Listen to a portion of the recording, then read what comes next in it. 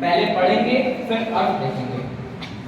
वक्त्रम क्वते सुरनरोरग नेत्रहारी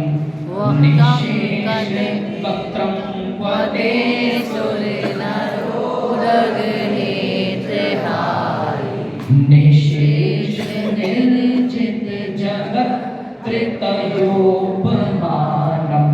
निशेष निर्जित जगत् त्रितयोपमानम् बिम्बं कलङ्कमलिनं क्व निशाकरस्य बिम्बं कलङ्के मलिनं क्व निशाकरस्य यद्वासरे भवति पाण्डुपलाशकल्पम् यथा सरे भवति पाण्डुपलाशकल्पम्।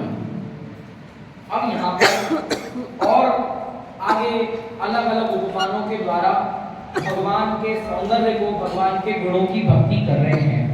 अब थोड़ा सा वो टर्न ले रहे हैं। अभी तक तो कह रहे थे कि आपकी भक्ति इसके समान, आपकी भक्ति इसके समान। अब ये है, अब उपमानों की निंदा। एक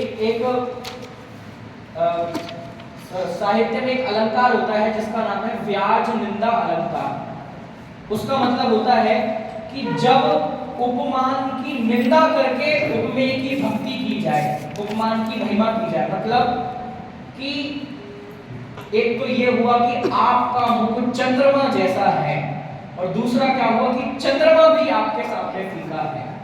आप सूर्य के जैसे हैं, सूर्य भी आपके सामने फीका है। तो आप सूर्य के जैसे हैं, ये तो सामान्य उपमा अलंकार हुआ। लेकिन दूसरे नंबर का व्याज निंदा अलंकार होता है कि जब उपमान की निंदा की जाए और निंदा करके आपकी प्रशंसा की जाए। चलिए, ये इसी तरीके का कुछ श्लोक है, देखते हैं। देखिए, सबसे पहले बाद की दो लाइनें। अब यहाँ कहते हैं कि बिंबम कलंकमलिनं क्व निशाकरस्य। निशाकर माने निशा माने रात्रि और निशाकर माने चंद्रमा। चंद्रमा का पर्यायवाची है निशाकर। तो चंद्रमा का बिंब कलंक मलिनम क्व निशाकरस्य, कि वो चंद्रमा जो कलंक से मलिन है या मल से कलंकित है। चंद्रमा भी पूरी तरह धवल स्वच्छ सफेद नहीं है, ये उसकी कमी है। और दूसरी चंद्रमा की कमी क्या है? यद वासरे, यद माने जो, वासरे माने दिन में, भवती माने हो जाता है, पांडु पलाश कल्पम, पीले पत्ते की तरह, पांडु के पत्ते की तरह फीका। कहने का मतलब पांडु मतलब होता है पीला। पांडु पलाश का पत्ता होता है जो पीला होता है। तो पांडु मतलब पीला, पलाश मतलब पत्र। तो एक पीले पत्ते की तरह कल्पम माने तरह हो जाता है कि हे भगवान, मैं आपकी उपमा चंद्रमा से भी नहीं कर सकता हूं। कि कोई कहे कि अब लोक में चलता है ना कि तुम्हारा चेहरा तो चांद जैसा है। वो कहते हैं कि भैया चांद से भी हम भगवान की उपमा नहीं कर सकते। क्यों? क्योंकि चांद में ये दो कमियां हैं। क्या? कि एक तो वो कलंकित है, पूर्णतः निर्मल नहीं है, और दूसरा दिन के समय पर वो फीका पड़ जाता है, पांडु पलाश के पत्ते जैसा फीका पड़ जाता है, पीला पड़ जाता है। इसलिए मैं आपकी उपमा चंद्रमा से भी नहीं कर सकता हूं। हे भगवान, आप तो ऐसे अलौकिक चंद्रमा हो। वक्त्रम, अब ऊपर की दो लाइनें देखिए। वक्त्रम माने मुख, चेहरा। क्व कहां, ते आपका, आपका चेहरा कहां, जो कि सुर मतलब देव, नर मतलब मनुष्य, उरग माने धर्मेंद्र के नेत्रहारी। अहो हे भगवान, आपका चेहरा कहां और ये चंद्रमा कहां। ये टोन है इस श्लोक की कि आपका चेहरा कहां जो कि सुरों के, नरों के और उरगों के, उरग माने धर्मेंद्र, ये देवों की ही प्रजाति है।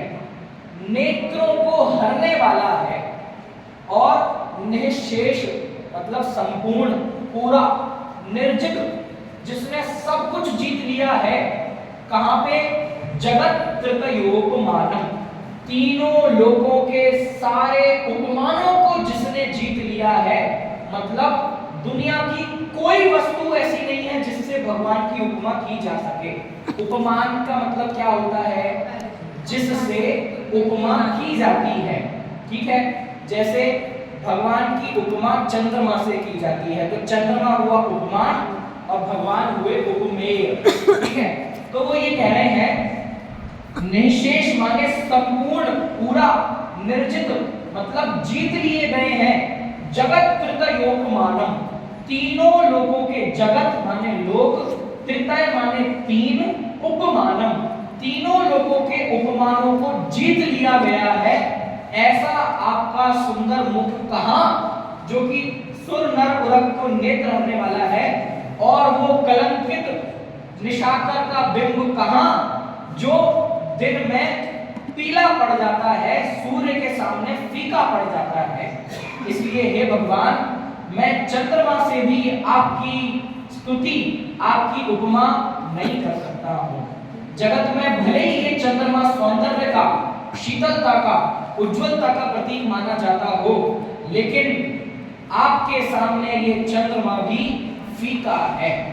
ठीक है, तो ऐसे चंद्रमा की निंदा करते हुए भगवान की भक्ति की। देखिए, कोई शब्द नहीं समझ में आ रहा हो तो कितने पढ़ते हैं? पलाश माने पलाश का एक पत्ता होता है, पत्ते का नाम है, संज्ञा है।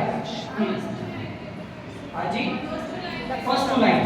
वक्त्रम माने मुख, क्व माने कहां, ते माने आपका। आपका मुख कहां, जो कि सुर माने देव, नर माने मनुष्य, उरग माने धरणेन्द्र के नेत्रहारी, नेत्रों को हरने वाला है। मतलब हमारे नेत्रों को वशीभूत करने वाला है, हमारे नेत्र उस पर झुक जाने वाले हैं, ऐसा मुख है। निःशेष माने संपूर्ण, सारा, निर्जित जीत लिया गया है। जगत तृतय, तीनों लोगों के उपमानम, उपमानों को, तीनों लोगों के संपूर्ण उपमानों को जीत लिया है जिसने। ऐसा आपका मुख कहां, और ये कलंकित जो दिन में पीला पड़ जाता है, ऐसा चंद्रमा कहां। ऐसा ये टोन है इस श्लोक। पढ़िए। हाँ हाँ, कलंकित माने जो कलंक से सहित है, कलंक लग गया है। आपने देखा होगा चंद्रमा पे बहुत सारे दाग धब्बे होते हैं, पूरा क्लीन नहीं होता, तो उसी को संकेत कर रहे हैं कलंक से मलिन है, पूरी तरह उज्जवल सफेद नहीं है। ऐसा वक्त्रम क्वते सुर नरोरग नेत्रहारी, निःशेष निर्जित जगत तृतयोपमानम, बिंबं कलंक मलिनं क्व निशाकरस्य, यथा सरे भवति पाण्डुपलाशकल्पम्। देखिए, यहाँ ये दिखा रहे हैं कि ये चंद्रमा जो रात्रि में इतना सुंदर है, दिन में सूर्य के आने पर दिखाई भी नहीं देता, पीला पड़ जाता है, फीका पड़ जाता है। इसलिए इस चंद्रमा से हे भगवान आपकी भक्ति मैं नहीं कर सकता हूँ। और इस चंद्रमा में अपने आप में कितने सारे कलंक हैं, और आपका जो मुद्रा है, आपका जो शरीर है, वो सुर, नर और उरगों के द्वारा उनके नेत्रों को हरने वाला है। ऐसा इस श्लोक का अर्थ है। नेत्रों को हरने वाला मतलब कि जैसे कहते हैं कि आपने तो मेरे मन को हर लिया है, वही आपने मेरे नेत्रों को हर लिया है। मतलब मेरे नेत्र आपके सामने आश्चर्यचकित हो गए हैं, आपको देखकर मेरे नेत्र आपके प्रति समर्पित हो गए हैं। ऐसा मेरा दिल हर लिया है तुमने, ऐसे ही यही अर्थ है। ठीक है, अगला श्लोक देखिए। बोलिए आदिनाथ भगवान की जय। बीच बीच में जयकारे लगाते जाओ।